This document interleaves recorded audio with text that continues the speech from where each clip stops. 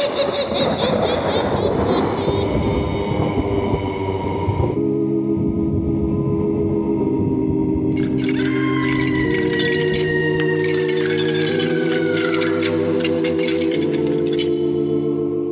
Mysterious Old Radio Listening Society podcast.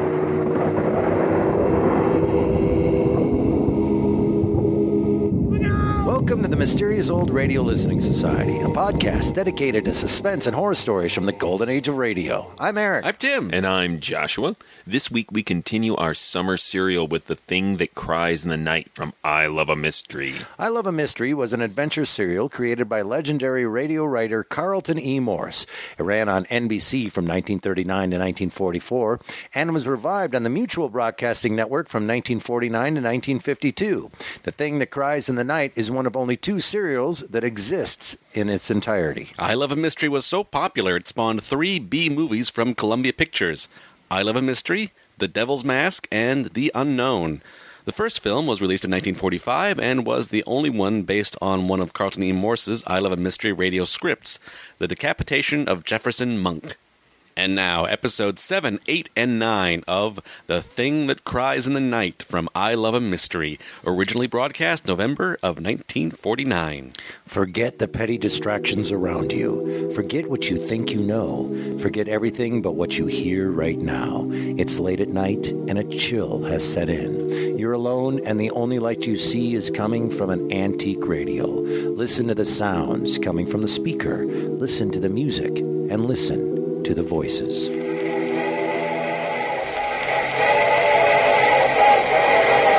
Mutual Broadcasting System presents I Love a Mystery. Transcribed.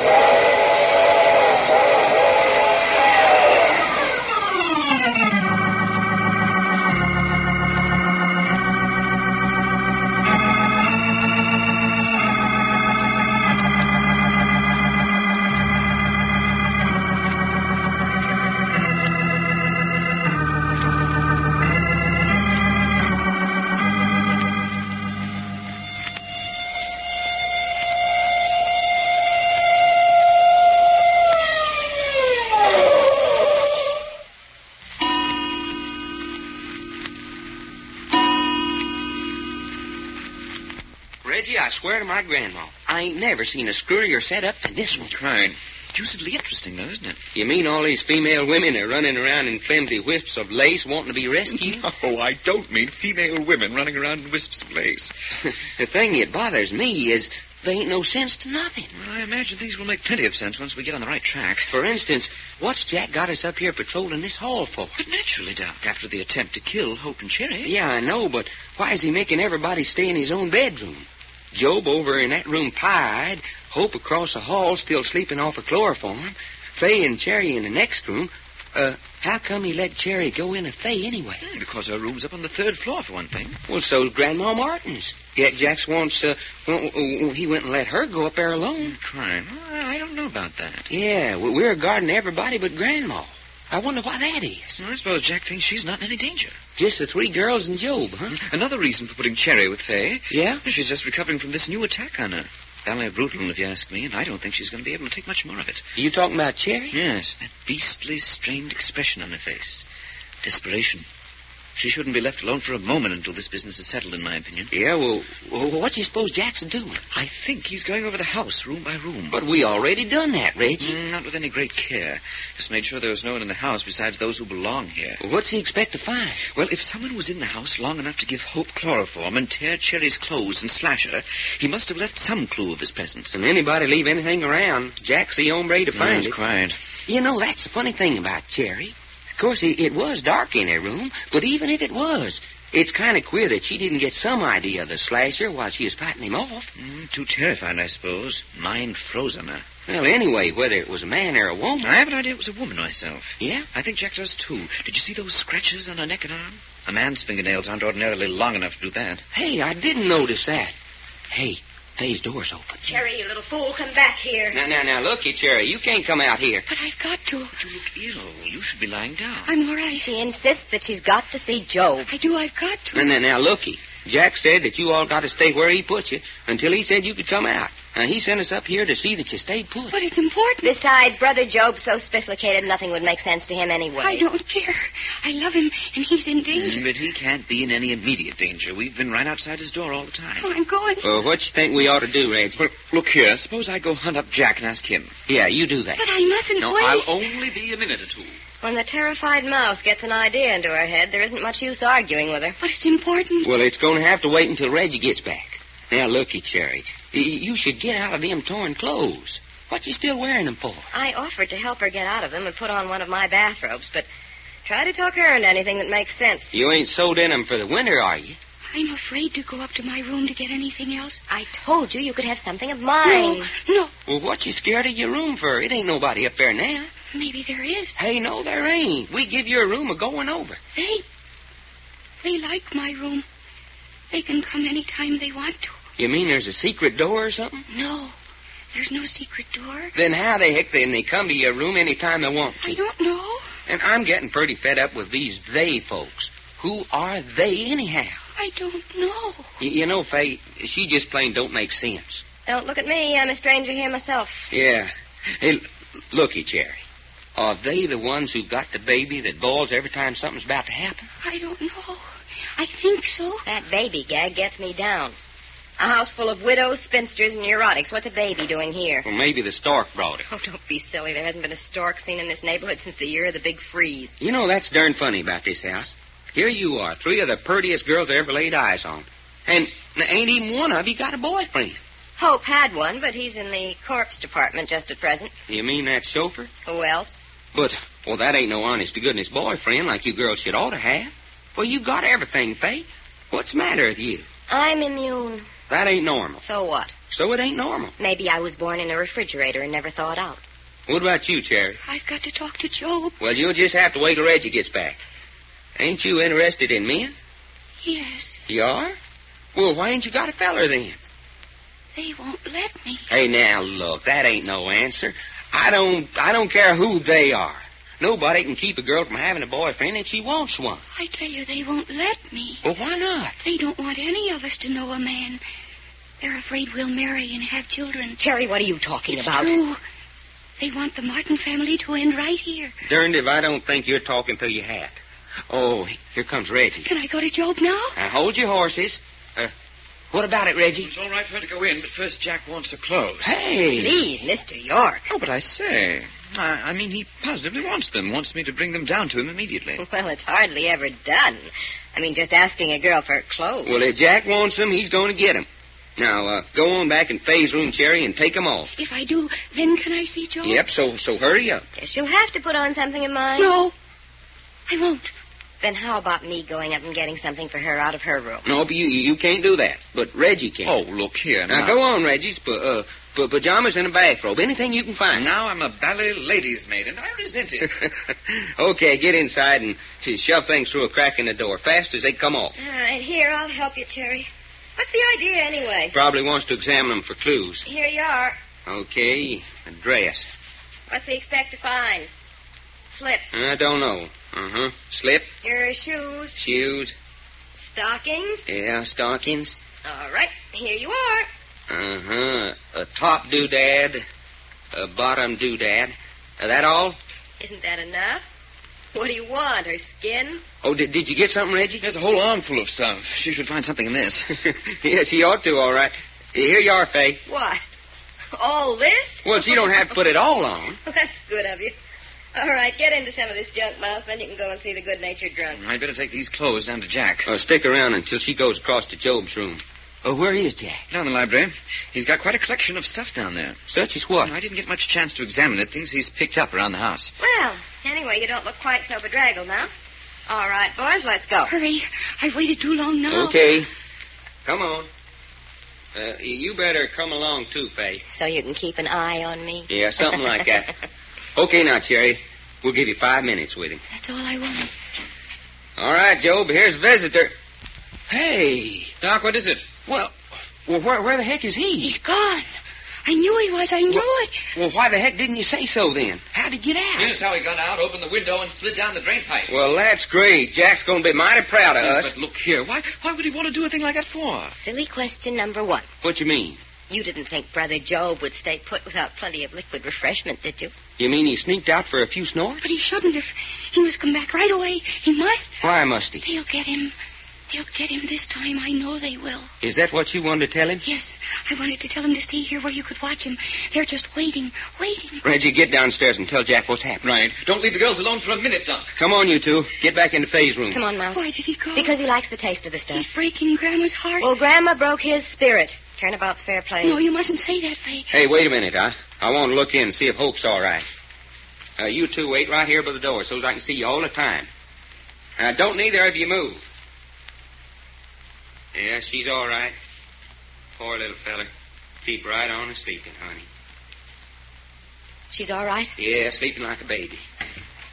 All right, come on back to your room. Say, how much longer you three super sleuths think you're going to keep us undercover? Until Jack says to let you act. Well, I'm getting pretty sick of being a prisoner in my own house. We're just doing it for your own good. It isn't any good locking us up. It ain't, huh? No. When they want to strike, they'll strike whether you're here or not. And what you think we'll be doing all that time? It won't make any difference what you're doing. If you understood, you'd know that. Well, then, why don't you come out and make us understand? You can't. Nobody understands but me. She's psychic. I don't know. I just know, that's all. Well, all I gotta say is, if you hadn't told us so much it's come true already, I'd say you were the screwiest screwball dame I ever did see. You wasn't so little and purty along with it. Hey, here comes Reggie back. He's going to get mighty sick of those stairs if this keeps up. How about it, Reggie? What's Jack say? Well, he's going out to find Job. While he's gone, he doesn't want us to leave the girls for a second. Oh, stick right with him, huh? Right, I'm to go and sit in by Hope's bed and stay right beside her. And I'm to chaperone Faye and Cherry, huh? Right, go in Faye's room with them. Don't let either one of them out of your sight. What about Grandma upstairs? Leave her alone. She won't be bothered. It's the girls that are in danger. Oh, no. Hey, what's the matter? They did it. They did it again. Look. Her shoulder. She's been slashed again. Yes, they did it. They did it. Cherry, how did it happen? I don't know. I was just standing here. I felt a sting on my shoulder. She's been slashed, all right, just like the others. It isn't possible. We were all standing right here. There isn't anyone else. Yes, there is. They were here. They were here. Cherry, stop it. They slashed me. They slashed me.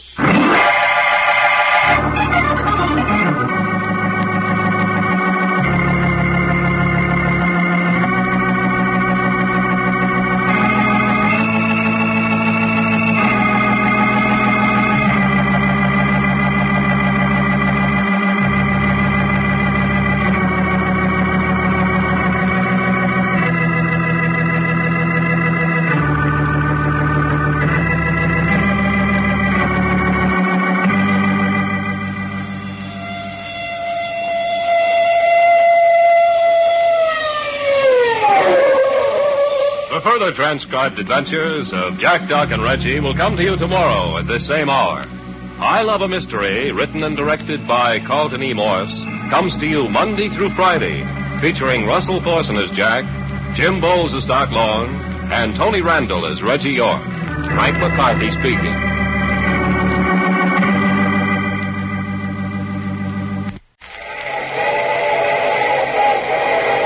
The Mutual Broadcasting System presents I Love a Mystery. Transcribed.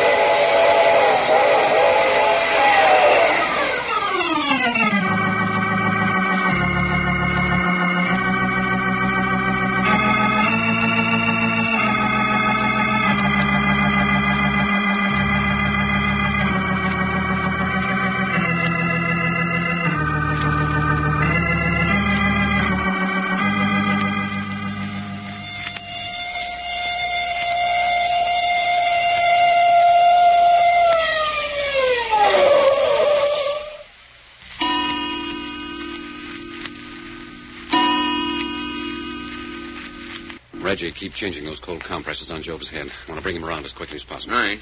Shall I let his head hang over the foot of the lounge this way? Yes, that'll bring the blood up where he needs it most. Doggone, fella, you must have popped Brother Job a whopper. I had to. Well, what happened? Well, the minute you told me he'd escaped from his bedroom and slid down the drain pipe, I dropped everything and went after him. But how'd you know where to look, Jack?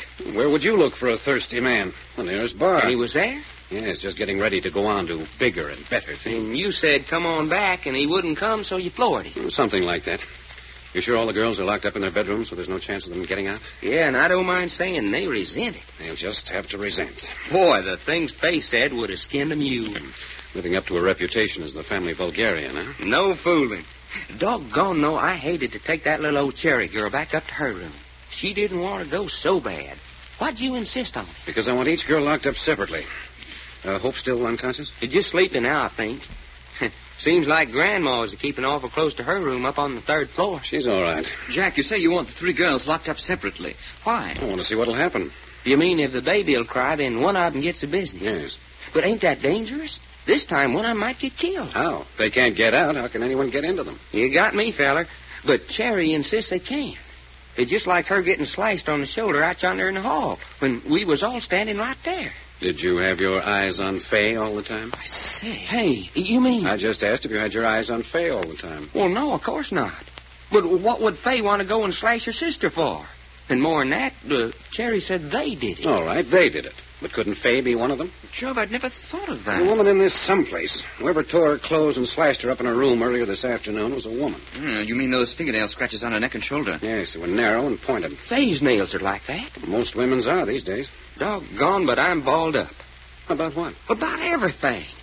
You think maybe Fay shot the chauffeur last night, too? She had the opportunity. But she screamed and brought us down when she found him. Why not? Make it look like she was innocent. Yeah, she could have, all right. Yes, but why would she want to? Well, she may have done it to keep her sister Hope from becoming involved. Or she may have seen him leaving the front door with Hope's dress in her hands and, believing the worst, killed him on the spot. Yeah, but that'd mean that she was prowling around the house with a gun in her hand. What'd she want to be doing that for? Well, she knew Hope was out with him. She might have gone to Job's room, got his gun with a silencer, and waited for them to come back. Well, we know the gun that killed him had a silencer, all right. And that gun was Job's. You sure about that? Certainly. How many guns with silencers have you seen in your life? Oh, a couple or 3. Which means that guns equipped for silence are about as scarce as hen's teeth. Right, I get your point. Well, if Fay is the one, you going to turn the information over to police? Not yet. I want to know for sure. I talked to the police, and they're sure the chauffeur was a gangster and that he was wiped out by rival gunmen. Let them work on that theory. We'll go on working on this angle. Then you think for sure what's going on is an inside job? Well, maybe not entirely, but there's someone working on the inside. Finger for the gang on the outside, huh? Something like that. And it's Fay? Well, certainly her skirts aren't any too clean. But why? What's it all about? You know as much as I do, Doc. They may be trying to frighten Grandma Martin into paying blackmail. She knows something about this she's not telling, that's certain. But that's silly. Why'd she bring us in here to clear up this mess and then hold out information on us? Afraid to tell us? Trying to protect someone? How do I know? Yeah. Jack, Job's conscious. What's that? Quite. Had his eyes open, closed them again when he saw me looking at him. All right, Job. Oh, what a head. Can you sit up? I don't know. Well, come on, try it. Oh. Say, what'd you hit me for? Because you wanted to argue about coming back, and I didn't have time to argue. Wasn't very friendly. I'm not here to be friendly. You sober? Yeah, I feel terrible. I'm not surprised. I always feel terrible when I'm sober. Like a fish out of water, huh? Look, be a good guy. There's a bottle of brandy in the buffet. Go get it, Reggie. Righto. Job, Well? there isn't a doubt in the world your gun killed the chauffeur. Now, where is it? It's gone. I know it's gone. Where to? I don't know.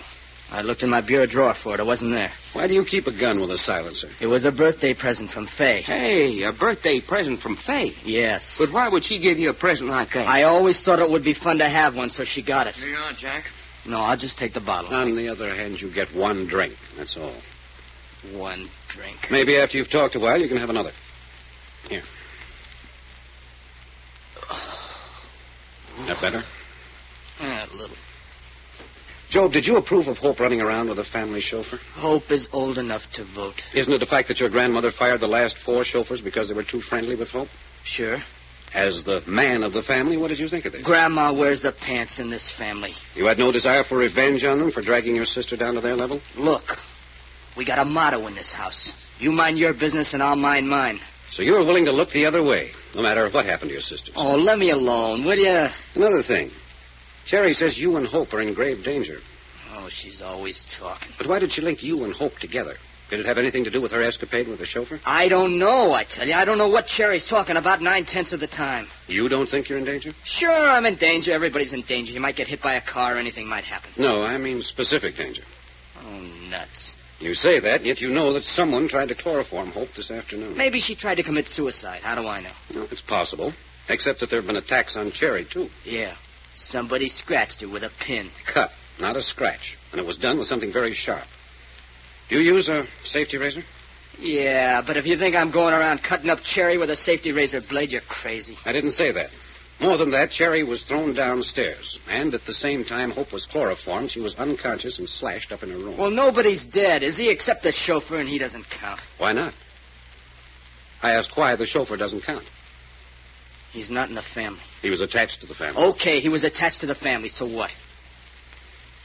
You know, Job, I'm getting the impression that you're getting a great deal of satisfaction out of that murder. How about another nip? No. You don't like Faye, do you? As a brother likes any sister. That's not answering my question. You don't like her, do you? If she was dead, I'd send flowers to the funeral. Oh, look here now. That's an ugly thing to say. Well, you asked me, didn't you? This is the first time we've seen you sober since we arrived. I've got a hunch I'd like to see you and Cherry together when you're in this condition. And what's that for? Well, you object? Look, don't I feel bad enough now without you bringing that terrified mouse down to whisper about the horrible death that's in store for me? Uh-huh. Yes, I think I'd like to see you and Cherry together. Doc. You want me to go get her? No, I want you and Reggie to stay here with Job. And keep that bottle away from him till I get back. You hear that, Job, old kid? I won't be gone but a minute. Say, old chap, you know, you'd be a handsome man if you didn't have such an unhealthy pallor. No. How long have you been hitting it up like this? A year, 2 years, I forget. You like the stuff? In such large quantities, I mean? Oh, now lay off, will you? Sorry. You don't understand folks like him, Reggie. No? Mm-mm. Folks like him is tickled to death with themselves. That's why they pour it in, because they like themselves so much they can't stand it. Oh, you're pretty smart, aren't you? They call him the good-natured drunk. But where does his nice disposition go to when he's sober? Look, you two, just leave me alone, will you? Oh, sure. We don't really like to torture dumb animals. Thanks for nothing. What's Packard want to bring Cherry down here for?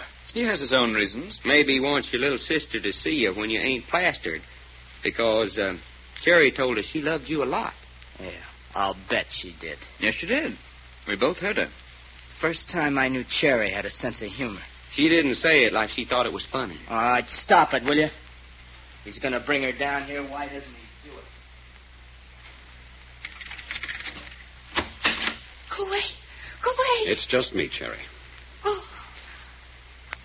Hello. Who did you think it was? They were outside just a minute ago. What's that? Yes, they were. They tried the handle. I saw it moving. And then when they found out it was locked, I heard them whispering. Could you hear what they said? No, just whispering. Men's voices or women's I voices? don't know. Just whispering. You might have been mistaken. No, it was them. They came to get me. Well, I'm here now, so don't worry. I want you to come downstairs to the library with me. Come in my room first. Yes, if you wish. Why did you close the door? Look at me. I am. I'm pretty, aren't I? Very pretty, Cherry. Your face would be beautiful if it wasn't so sad. I'm young. I'm nice. I am, aren't I? I'm sure you are. Then why don't you take me in your arms? Cherry, what is this? Why don't you? Why doesn't anybody? I'm a woman. Yes, I am. If you don't think I am, just give me the chance. Cherry, stop that. Oh. Here. You're just all upset. No. Nobody wants me except them. Nobody. They want me. They want me so bad they'll tear down this house to get me. And they will do. If somebody doesn't take me first. I can't do it alone. No, not while we're here. Oh, Mr. Packard. Mr. Packard, I'm so afraid. I'm so afraid.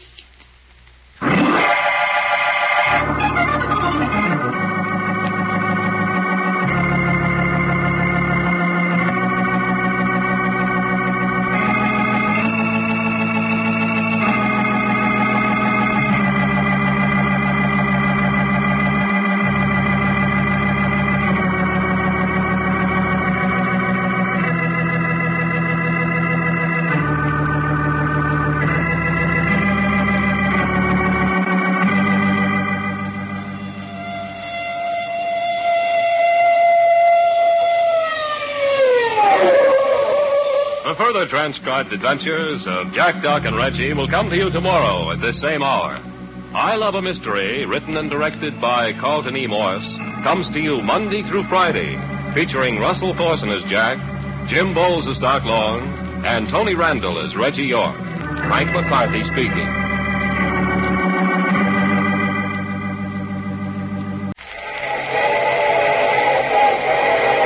The Mutual Broadcasting System presents I Love a Mystery. Transparent.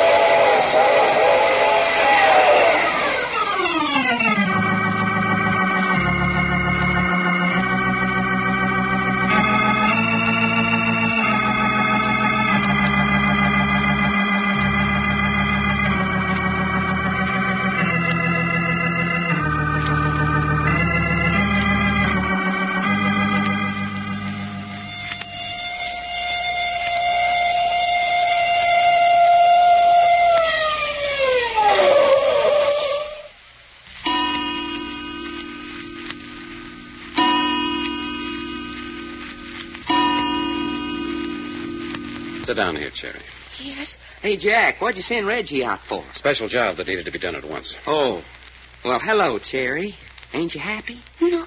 Well, neither is your big brother Job here, so that makes two of you. Yes, I know. Well, ain't you going to say hello to your little sister, Job? We don't need small talk. My sisters and I understand each other. That's just the trouble. We don't We don't what? understand each other. We all want to love you so much, Job. And you won't let us. You crazy little fool. Job, don't talk to me like that. Don't you know these men brought you down here just to hear you talk? But I haven't got anything to say they shouldn't hear. Oh, you haven't, huh? No. Did you think I did? Look, I don't know anything about it. I wish somebody'd give me a drink. Has he had anything while I was up getting Cherry? Nope, not a drop. All right, pour him another jigger. Jigger. It's not even a drop of water on a hot stove. Job, I wish you wouldn't drink. Yeah. Yes. Why do you? The same reason Fay indulges herself in vulgar language. The same reason Hope's devoting her life to chauffeurs. The same reason you... What, Job? What am I? The same reason you're the way you are. But what am I? What is it I am? I want to know. I've got to know. Can't you see she's driving me nuts? Why don't you pull her off? I wish you'd answer a question, Job. What did you mean she's the way she is? No, thank you. And have them on my neck? Them? That's right. Cherry's mysterious they. The little people. Hey, you believe they are around, too? Very much around. They're going to destroy this house before they're through. Not while we're here to prevent it. Yes, they will. Because they will have completed the job here before you realize who they are. The Martins will come to ugly and early deaths one by one. It'll seem so strange, so unnatural, utterly unsolvable, and all the time they will be right under your nose. They... These murdering little people who've been closing in on Cherry and the rest of this household. Now, will you please give me another shot of that brandy? Jack, look at Cherry. White as a sheet. Cherry, do you hear me? Oh, yes. I was thinking. About what? I didn't know anyone realized how dangerous they were except me. There's not a bit of blood in your face. Are you all right? Yes, I'm all right. But now I know why Job is drinking so much. Why is Job drinking? Well, why? Because he's as frightened as I am. That true, Job? No. Mr. Packard. Yes? Where are Fay and Hope and Grandma? Fay and Hope are locked in their bedrooms. Your grandmother's in her suite on the third floor. Could they come down here? I suppose they could, if there's any good reason for it. Yes, there is. I'll have to know what it is first. Job has something to tell all of us. Job? Hey, what are you talking about? I promise you he will tell something. But everybody's got to be here. You might as well save yourself the trouble. I haven't got anything to say to anybody. If he doesn't tell you, I will. I promise. She's crazy. I don't know, but I think we'll try it. Doc. Yeah? Go up and ask Grandma Martin to come down here. And then get Fay and have her help you bring Hope down. Wake Hope up if she's still asleep? Yes, she may still be a little weak. Okay. Oh, just a minute. See that she's warmly dressed. Person coming out of a heavy dose of chloroform's in danger of pneumonia. Yeah, I'll take care of her. Look here, Packard, I don't like this. You don't like what? It just happens I don't want to see my grandmother right now. Why not? That's my affair. Sorry, you'll have to stay. I haven't got anything to say, and neither is Cherry. But I have, Job. I'm not going to stay, and that's all there is to it. Job, sit down. You heard what I said. I said sit down. I punched you once tonight, and I can do it again if I have to. What, are you going to sit down? You're being almighty high-handed in this house. Your grandmother gave me full authority. Now sit down and relax. Strong-arm method. Yeah, that's better. Sometimes a strong arm is the only thing people understand. At least give me another drink. No. You've had enough for now. I've never had enough. I never will have enough. Enough of what? Well, speak up. Enough of what? Job thinks he needs a drink, Mrs. Martin. Nonsense. Everyone tries to make Job appear worse than he is.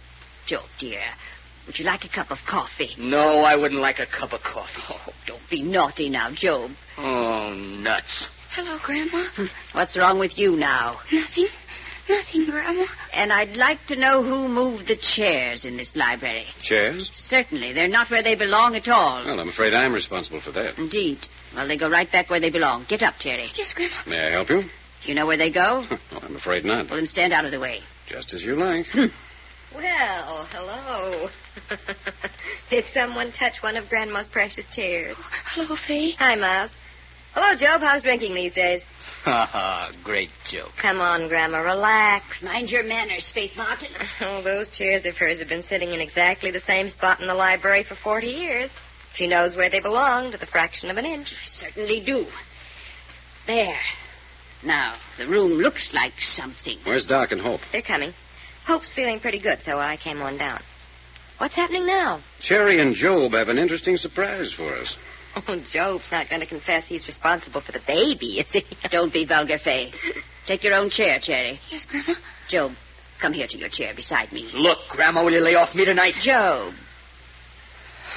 All right, Grandma, anything you want. Say, what is this? What do you mean, Job's own chair? Some more of Grandma's discipline. When we were kids, we each had our own chair, and every evening we had to sit in that particular chair and listen to Grandma read to us. Kept you from running the streets. You mean all these years you've always sat in the same chair in its same position? It was the law. You must have ruled with an iron hand, Mrs. Martin. I did, and I'm proud of it. Yes, but you're not quite so proud of what you made out of this, are you? I'll thank you not to blame inherent wickedness onto me. Any bad in you children came from your mother's side of the family. You leave our mother out of this, Grandma. You can take it our mother wasn't a Martin. And that she probably died to get out from under the thumb of Grandma. Job, you've never said an unkinder word in your life. That pays you back for your jab at our mother. You're an ungrateful boy, Job. Okay, I'm ungrateful. Yeah, everybody's in the Oh, library. here they come. They're kind of weak. You better sit down here. Hope, take your own chair. Hey, what you mean? Hope's in no condition to She can walk over here to her own chair. Well, I swear to Grandma. That's all right. I'm wobbly, but I'm game. Come on. Well, I don't mind telling you, Grandma. The more I see you, the more I don't like you. Keep a civil tongue in your head. There you are. Okay? Yes, I'm perfectly all right.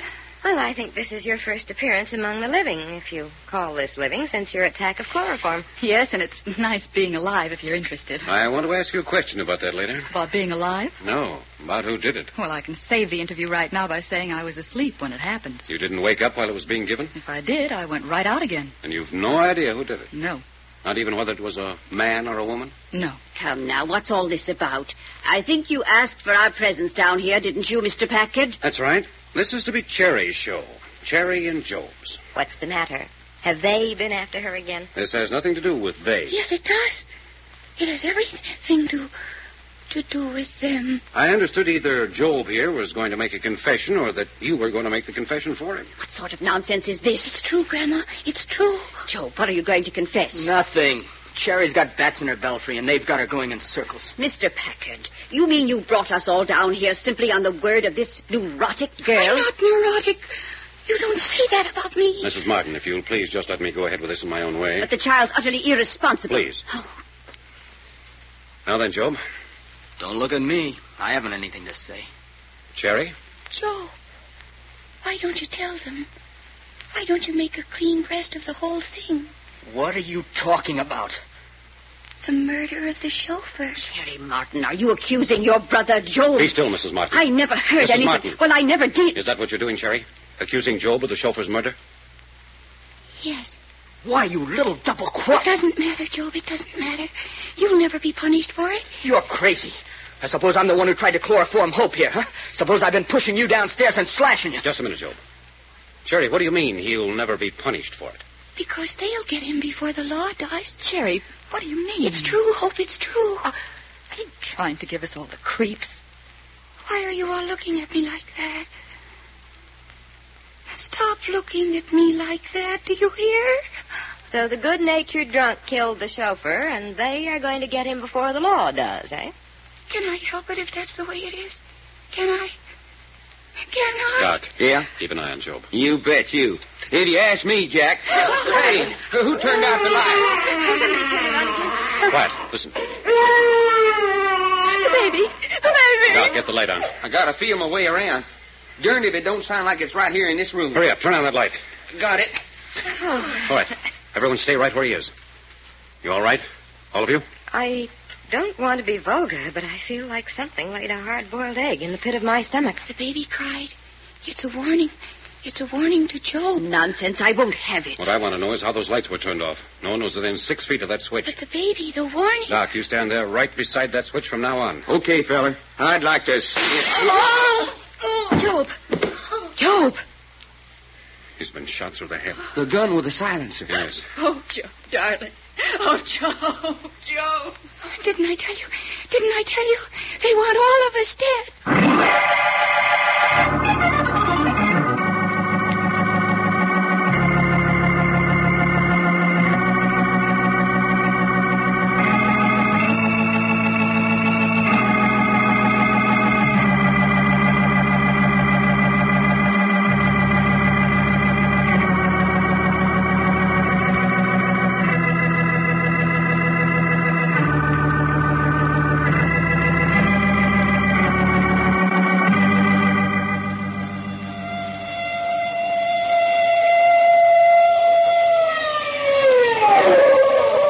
The further transcribed adventures of Jack, Doc, and Reggie will come to you tomorrow at this same hour. I Love a Mystery, written and directed by Carlton E. Morse, comes to you Monday through Friday, featuring Russell Thorson as Jack, Jim Bowles as Doc Long, and Tony Randall as Reggie York. Frank McCarthy speaking. That was episodes 7, 8, and 9 of The Thing That Cries in the Night from the adventure serial I Love a Mystery, written by Carlton E. Morse here on the Mysterious Old Radio Listening Society. We're getting into the middle of this now, of this 15-part series, and I'll ask Tim, because Josh has heard it before. So, Tim, at this point, do you find yourself apprehensively waiting for the baby to cry? It does trigger the adrenaline, like, something's going to happen. But it's also like, the plot's advancing. Like I said a couple of weeks ago or last week, my wife had the reaction to listening to this of, at this point, not hearing much of what's going on because, like, oh, is the baby going to cry? Is the baby going to cry? Like, oh, God, please don't let the baby cry, because that's Ghost Baby. Ghost baby. Ghost Baby.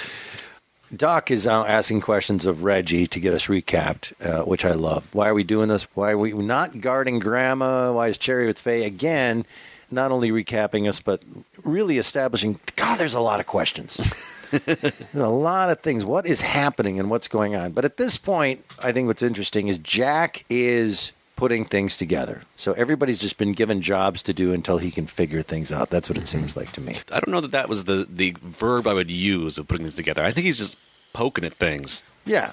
There's a great way of wanting things to happen. Because if the baby cries again, that's awesome. We might learn something. Yeah. Someone gets killed again, good. Lead us somewhere. I think this one, particularly 7 and a little bit into 8, has a little bit of a filler quality, and then it just kicks off in a whole new direction with 9. But 7 is interesting, too, because we have that really strange scene where Jack has announced that he needs Cherry's clothes. And we have that weird scene where they're handing the clothes out to Doc through the door, and he's top doodad, bottom doodad going through. There's a thread in here that has this weird psychosexual sort of stuff going on. And some of it, I think, is the pulp titillation, if I may say so, of the time of this type of writing. They like to associate violence and sex. But it's also part of the actual intentional narrative with the grandma who's trying to keep these ladies and the morality in place, but these girls cannot keep their clothes on, or they're in their pajamas, and it's just constantly brought up, and so that scene kind of stood out. I can't tell you how much I love the line, this, top doodad, bottom doodad. Oh my God, it's so funny, and it's a tension release that we need at this point. Faye actually has 2 great lines, and I think they're in 7. Doesn't matter, and they're in 7, 8, 9. That baby gag gets me down. I think that's episode 7, yeah. And Born in a refrigerator and never thawed out. That's how she described herself. And here we get fantastic. A lot more information too about this idea that, and I think thematically the baby crying fits into it. That these house full of widows, spinsters, and neurotics. These are women who are never going to find love or never going to meet a man. I think Doc points that out at some point. He's like, yeah, you're all beautiful. These are foxy ladies. He doesn't say foxy. We know what he meant. The Texan version of foxy. Yeah, listen, he was Richard Pryor. I got a little bored in episode 7, and so I started tweaking it a little bit. Question for you. Last week, you thought that Morris may have jumped the shark, so to speak, with the slashing of Cherry. Yet she gets slashed again, and in 7, and it's really chilling because she's standing right next to her. He should have skipped the last slash and did this one. So this isn't too much. No. To me, this escalates it. Okay. That's what I meant by treading water. It's like, I don't really have a cliffhanger. Let's just have her get slashed again. Here we go, wow, what's happening? We were all right here, and she's just bleeding. Which is crazy terrifying. And that's the other thing about all the series is, you start thinking about, okay, what's this? Oh, yeah, I forgot about the slashing. What's this? Oh, I forgot about... That's why the baby keeps catching me off guard, because I forget about it, because we're trying to solve something else. Yeah. Like something else is going on. We got to do this. Wait, all right, the baby. Now back to this. Like now actual back to parenthood, I think. All these things going on. Oh, yeah, baby. Tim, you're the only one here without kids. Let me tell you, nope, that's not how it works. I mean, I think I don't have kids. Oh, yeah, the baby. That's right. I love sobering up Job. Well, just the idea that we find out that Jack, he jumps out the window to go get booze. Jack goes, finds him in the bar, and knocks him out, and drags him back. Well, and how easy it was. Well, I have this note on the beginning of 8. Job is missing. That's the cliffhanger of 7. Come back to 8. We got Job. Yeah. There's no finding Job, and the explanation is, well, where else would I go find him? Yeah. And how'd you get him here? I hit him.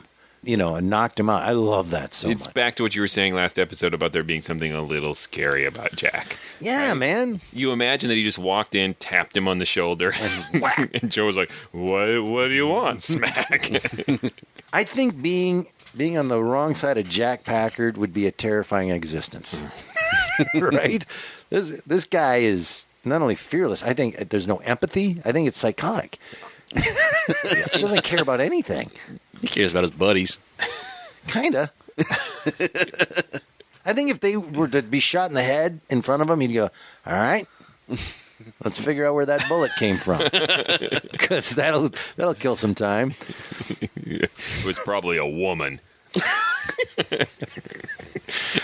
Now, when Job sobers up, just hates life and it's awful, it's a nice moment because you can't help but like him when he's the happy-go-lucky drunk, and now he's such an awful person. And then we even have that nice moment from Doc when he's sort of diagnosing the problem with the friendly, happy drunk. Yeah, that it's a disguise that he's wearing, and they're shaming him for his alcoholism. There's a terrible moment intervention where Doc says, here's what an alcoholic is.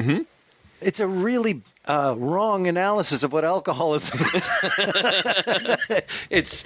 It may be 1949, and maybe that's how they thought about it, but that made me sit straight up. Like, you love yourself so much, you're so full of yourself, that's why you drink. No, that can't be right. Well, Reggie even says what a handsome man Job would be if he stopped drinking. His complexion. Well, it is Tony Randall. Yeah, fair enough. Grandma has a moment also, I think, in 8 of kind of letting him know finally why they're there.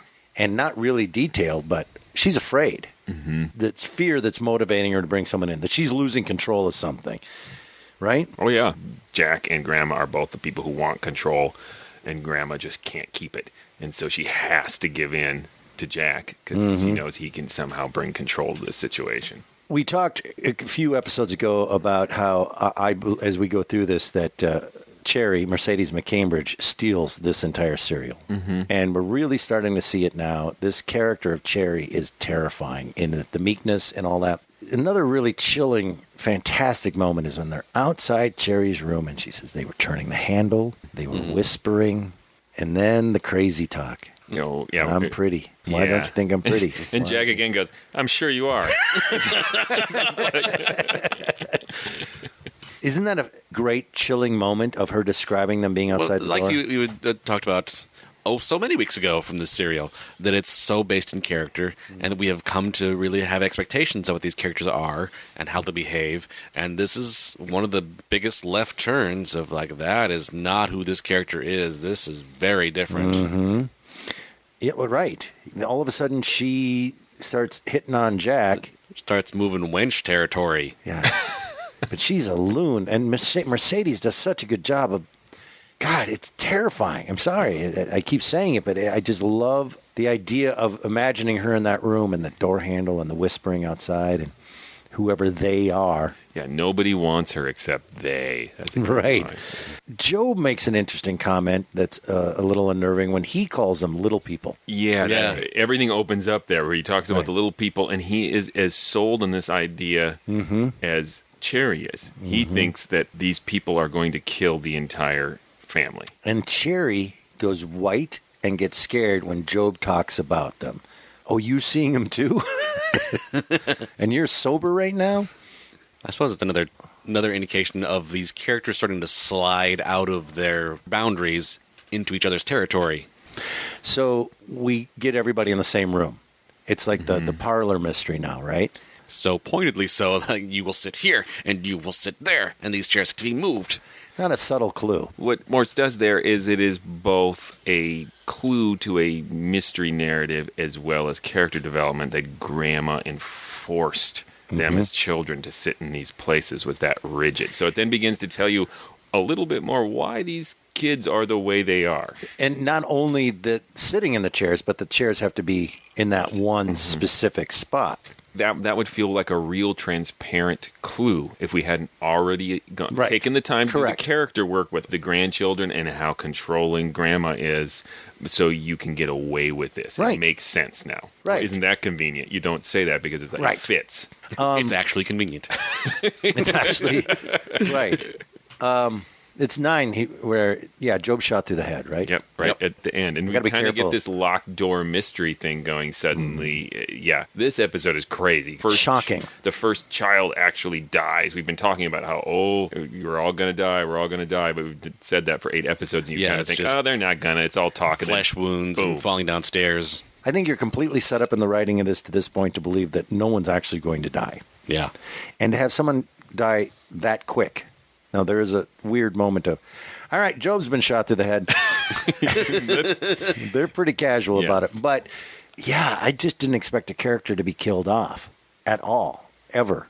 And the chauffeur's been killed. I get that. And here we find out Job did do it. The happy-go-lucky drunk actually killed him, and Cherry totally throws him in front of the bus for it. This also just immediately evokes Agatha Christie. From the sort of supernatural mystery, creepy dread of dead body. How did this actually mechanically happen unless there is some character not spoken for? I'm in the position of I know how this ends, having listened to it before. I'm just going to spoil it for everybody right now. Here we go. It's Agatha Christie. Everybody take the next. It's Agatha Christie. It's the Swedish Chef from episode 1. Gentlemen. The guy from the plane? Yes. Question for Tim. Because you listen to this for the first time all the way through. At this point, Tim, what are your thoughts of, like, who did it or what's going on? Were you forming any opinions? I was. My take on this, at this point in the series, was to be highly suspicious of Faye. Because this is a very effective mystery, everyone is suspicious. But the things I was leaning on were things that Jack pointed out of she is the smart one, and this is a smart plan, whatever is happening here. She both gave the gun to Job as a gift. Yep. And was the first person to go say, I'll go check on the gun before Job did. Right. And she found the chauffeur's body, which makes her suspicious. I think it's easy to suspect Grandma because she's such a jerk face. The problem with Grandma as a suspect is then why did she bring in 3 not detectives, men of adventure? Adventure. The other answered the question. And then the other question is if Cherry is faking it.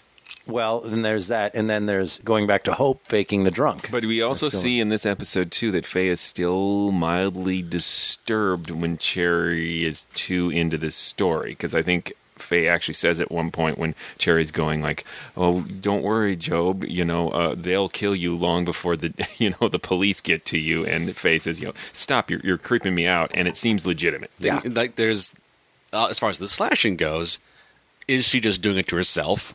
Pretty straightforward solution. Did Jack want to see her clothes to see if there are safety razors sewn into her clothes? Oh, interesting. Or does he just smell them? Something weird. Was he just wearing them in the basement by the furnace? Jack, what are you doing down here? Nothing. Looking for clues in this teddy. It's interesting. I think that Faye is a pretty logical choice at this point. Well, there you have it. That's 7, 8, 9. Any other thoughts on those, gentlemen?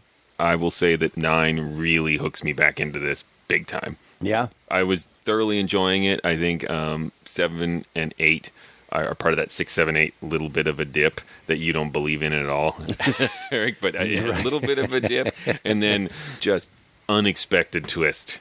Not just the shooting of Joe, but just all the revelations about the childhood and the weird arrangement of the furniture. And the revelation that he believes in they as well. Yeah.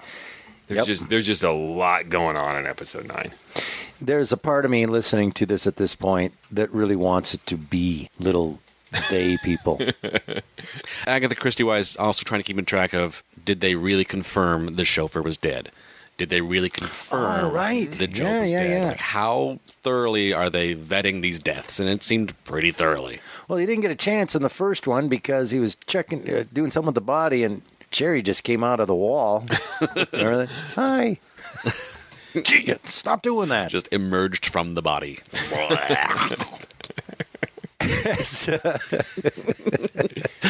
I think that Joshua already answered this. Your analysis of these 3 episodes. Yeah, totally on board again. Yep. Little bit of a drag, and now I'm like, bring on the next one. Right. Heading toward the barn. Tim, analysis. It's good. Are you enjoying it? Yes, I am. Right on. Me too. We are now up to 7,452 questions that need to be answered, and no connections between any of them, and a lot of odd behavior from everybody. And so hopefully we'll figure some stuff out. Tim, what do we need to do? We need to go to ghoulishdelights.com. I'm not going there. Have you been? It's nice. Ghoulishdelights.com is the website that is the home of this podcast. You can find other episodes of this podcast. You can find information about stuff we do outside in the world. We perform live. We're going to perform live at the Minnesota Fringe Festival, fringefestival.org, as long as you're on the internet. That's this August. It'll be a lot of fun. Joshua? You can also go to iTunes and write a gosh darn great review for this podcast. Please, we like reviews. It helps. It does. We need it. And then tell people to listen to the show. I don't think we've ever asked that before, but now you all have a duty. Duty. All right, coming up next week, we are continuing our summer serial of The Thing That Cries in the Night from I Love a Mystery, and we will be heading into episodes 10, 11, and 12. Whew. Until then. Look out!